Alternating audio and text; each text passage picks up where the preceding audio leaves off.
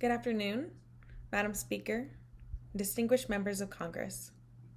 My name is Alexis Flores, and I'm currently a Master's of Public Health candidate at the Colorado School of Public Health.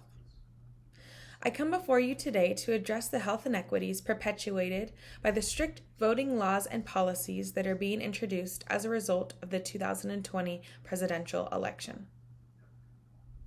The World Health Organization defines health inequity as the differences in health status or in the distribution of health resources between different population groups arising from the social conditions in which people are born, grow, live, work, and age. Voter suppression is an health inequity, and access to voting is vital to achieve universal health equity.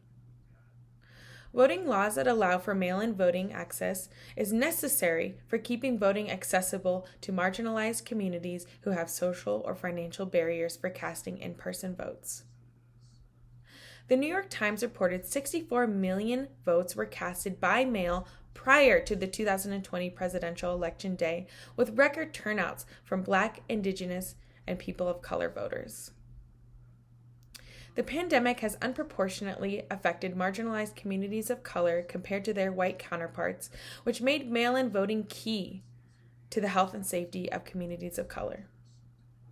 Falsely claiming fraud and the integrity of this past election is not only racist, it has yielded over 106 bills spanning 28 states to be introduced to restrict voting access. The Brennan Center for Justice reported these bills are an unmistakable response to the unfounded and dangerous lies about fraud that followed the 2020 election. Introducing laws that restrict mail-in voting is voter suppression and inherently racist. On Thursday, March 25, 2021, Georgia Governor Brian Kemp signed a voting restriction law that requires new voter identification requirements for absentee ballots, empowers state officials to take over local election boards, limits the use of ballot drop boxes, and makes it a crime to approach voters in line to give them food and water.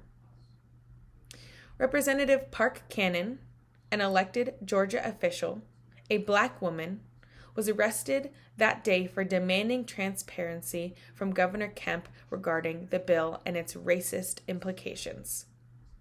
Since then, Texas has forwarded a similar bill within their state Senate to limit extended voting hours and prohibit drive-through voting. These two examples are only a glimpse of the bigger picture voter suppression plays in the health of Americans, specifically Black, Indigenous, and people of color. As a woman of color myself, with an underlying health condition, it was necessary amidst a global pandemic to be able to cast my vote by mail.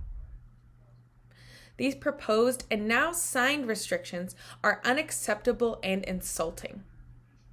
And it is your duty to this country as members of Congress to protect the health and safety of all Americans. In order to fight against health inequities, I urge you all to actively advocate against voter suppression in your states and vote no on any restricting voting laws and policies. Thank you, Madam Speaker and members, for your time.